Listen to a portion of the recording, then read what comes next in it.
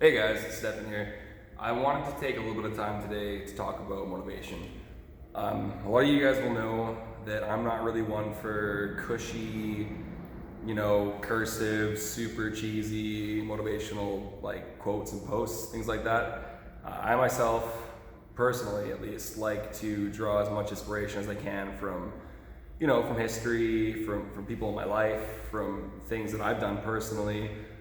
You know, there's a lot to be said about somebody who can just pull inspiration out of nowhere. And a lot of it comes down, at least in my opinion, to finding something to believe in, which sounds kind of wishy-washy and spiritual, and it is in a way, really, I guess. But most importantly, it's basically just finding something bigger than yourself that you can use to be, your source of inspiration and power. So for some people that might be your kids, maybe you want to lose weight and get stronger to set an example for your children, to live longer, to be around your children, things like that. If you're, morbidly obese at all, and you're coming across health risks involved with your weight, then the best thing you can do is reduce your weight, get some of the visceral fat trapped between the organs away, because that's the most dangerous fat, really. And just keep setting examples, things like that. Another really good way to stay motivated as well is to find people who are already dieting and training. Maybe you know them, maybe you watch them on Instagram, things like that, and just kind of get an idea of what they're all about. A lot of people, they tend to fall into these sort of negative feedback loops in their heads about, I'm never going to be as fit as this person, or I'm never going to look like this person. And it's a bad way to think, really, because you might not ever be as fit as that person. Maybe they've got a different setup, in terms of what they can realistically get to than you. And that's fine. We should all operate within our limitations and know our limitations at all times, so that we can A, accept them, and B, sometimes move past them. The most important thing, really when it comes to setting goals and staying on track with goals, is to know where you've been, where you're going, and the connection between both. If you're not planning concise, clear goals, you're never really going to be able to quantify what you're doing, which is really important. If you set a goal in January and you say, I want to get fitter, I want to get more healthy, that's such a broad category of things to shoot for. So in that kind of respect, it's best to set smaller incremental goals that you can track across the year. So that could be easy as, okay, so I have 50 pounds I want to lose. Instead of setting out to lose 50 pounds, which in itself is, if you look at it just the way it is, just as 50 pounds, that's quite a lot of weight for some people. But if you look at it as losing 5 pounds 10 times, that's so much easier. So instead of setting out, okay, I want to lose 50 pounds in 2020, which you could say to yourself is, I want to lose 5 pounds a month in 2020. That is a lot easier, way, way, way easier. You're tracking it, you're managing it, you're putting the time in, and you're actually getting that feedback back. If you have a really bad February and you only lose 3 pounds, let's say, then it's easy for you to say, okay, well, I'm 2 pounds short of my monthly goal. I can make that up next month by just losing that much extra and things like that. And you'll find too that a lot of people have dips in what they kind of have available for focus. So a lot of people, and I touched on this in the whole summer body post, a lot of people will get to the summer, they start out in January and they say, oh man, this is my year, I'm gonna be looking super fresh on the beach, come June, July. And all they really have for goals is, I wanna look good on the beach. I wanna look good in a bikini, I wanna look good with my shirt off, things like that. And instead of setting their goals realistically, they just kind of wing it, which is fine. That works for some people, not for most people, but some people.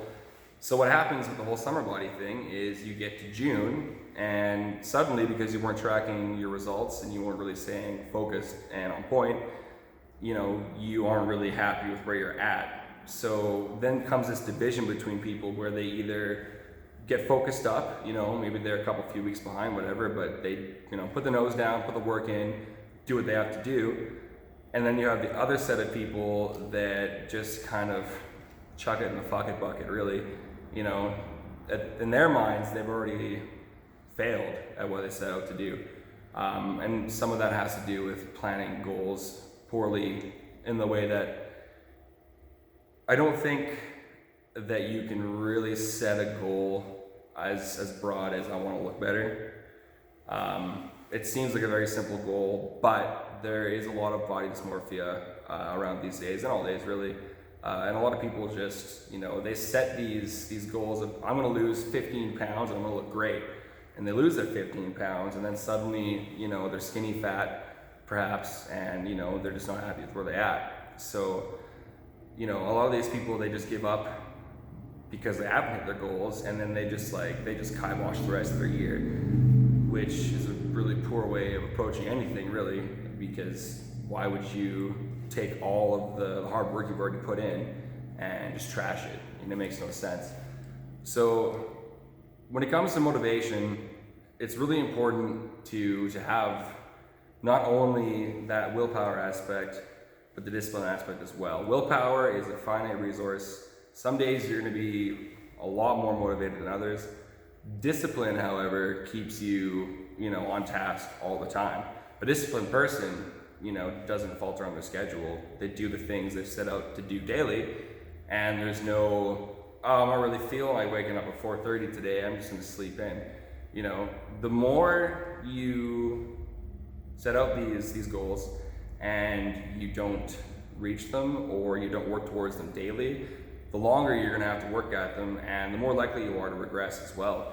Our brains are wired to take the path of least resistance. It happens, it takes, maybe a few weeks to get that habit ingrained, but the more you just say no or screw it, the more often and more likely you are to keep saying no and screw it. So it's really important to focus on discipline over willpower, but still try to develop your willpower skills as well. One thing I tell all my clients, and I really like this description, is, is it easier to work off 300 calories or just to not eat 300 calories? You think about the time you have to put in to work off 300 calories. With the workouts that we do here at Valhalla Training, that might be a session, maybe a little bit more. But, if you're every day eating that 300 calories and then coming here to work out, you're really not getting anywhere. If you have the willpower to say, okay, I'm going to be strict on my calories today, I'm not going to eat more than whatever amount, or if you're doing the portion control guide, I'm going to stick to my portions, I'm not going to eat any extra carbs or any extra whatever, then that you're set up to be able to keep working on your weight loss, and then the exercise you do is that a benefit. You're going to burn those calories off, and you're going to build muscle, conditioning, stamina, you name it, from the workout. And it's really, really important too to remember that you shouldn't eat back your exercise calories. You should be factoring in your week to accommodate for the amount of exercise you do. And that might take a little bit of give and take, but you should never eat back the day's exercise calories, simply because calorie counting in itself isn't an exact science. Neither is your calories burned. I am 6'1", 250 pounds. If you put me alongside with a woman who's 5'2" and 130 pounds, and we did the exact same exercise, I'm going to burn a lot more calories because there's more of me to move. It's a mechanical thing. She's going to burn less calories. Also too, another thing as well is maybe this is a type of training that this person does often that I don't do often. So, the training effect states basically that our bodies over time will adapt to the stressors and forces put upon them and try to do those actions most efficiently. Your body wants to achieve homeostasis, and it wants to stay as efficient as possible in what it does. So, having said that, this is an exercise that I don't do very often, but she does very often. I'm also going to burn even more calories due to not being adapted metabolically to this sort of exercise. So there's just way too many factors involved to reliably eat back your calories. And I find a lot of people struggle with that too. Especially because, my elliptical back home over my hour and a half session says that I burn roughly 1,200 calories. I don't believe that at all, like at all.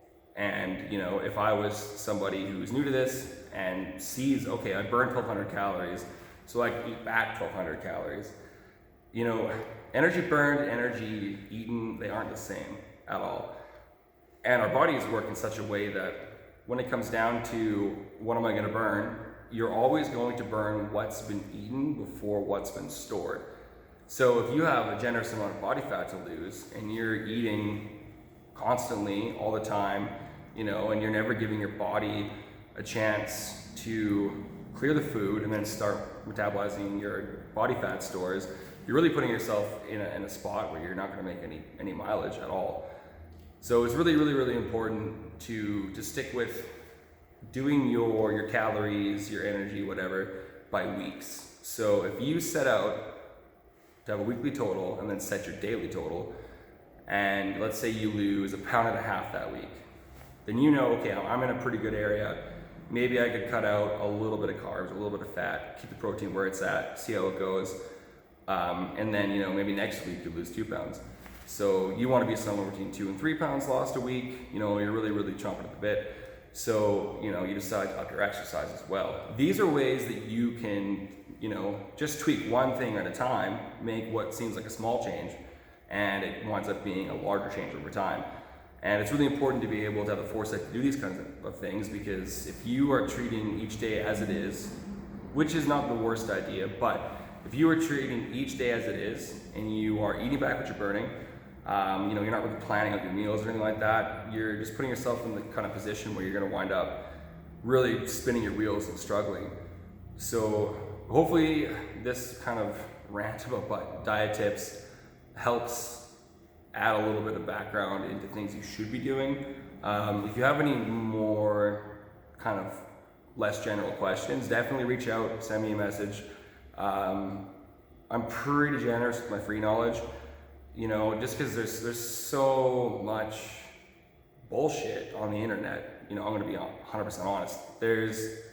For every actual factual piece of evidence that pertains to metabolism, diet, training, fitness, all those things, there's at least 100, opinions of people sharing anecdotal experiences or things that they've heard from their gym bros or from, their family members, things like that have been passed on, for generation to generation that just aren't true. I have somebody in my life who still, to this day, believes that you should not chase a fatty meal down with a cold glass of water, because that cold glass of water will cause the fat to congeal and not break down inside your body. Bless her heart, she's old-fashioned. These are things that aren't really taught to us, but it sounds totally bulletproof. When I was growing up, this family member said this to me, and I said, what, that makes a lot of sense, really. So I never really did chase, high fatty meals down with a cold glass of water. Now, water is pretty much all that I drink. So, my water, I like it cold, around a meal. It, it feels good, it's refreshing, things like that. And I know after, all the years that I've spent, getting, my accreditations, running my business, doing my self-study research, because I stay as current as possible, I know that that's just a myth. But somebody might hear that and say, oh shit, that's really bulletproof, sound advice, and take it and run with it and wind up, it's not gonna hurt your progress at all. But these things add up over time. And, it's just really important to do your fact checking when you can. And ask a professional, ask an expert, sorry. If you don't know something, you should reach out to someone like me who might know. And if I don't know, I will find somebody who knows, or I will find out myself. Because, I've been doing this long enough that I've read about every food myth you can even imagine. a lot of them make me shake my head, and a lot of them sound like they could be factual, but it all comes down to really knowing how all of the bodily systems work together. So, once again, if you guys have any questions that are, more self-directed, less general or anything like that, post them below, post them to me, you can ask me anything. I just want to make sure that everybody's, in the straightest path possible towards their goals. So thanks for listening to me rant. I'm hoping to get more videos up pretty soon here. Carb cycling is on the list. A bunch of other, myth making stuff is on the list. So anything you guys want to see in videos or want to know about, drop a line below, reach out to me, let me know, and we'll get you guys all set up. Thanks, guys.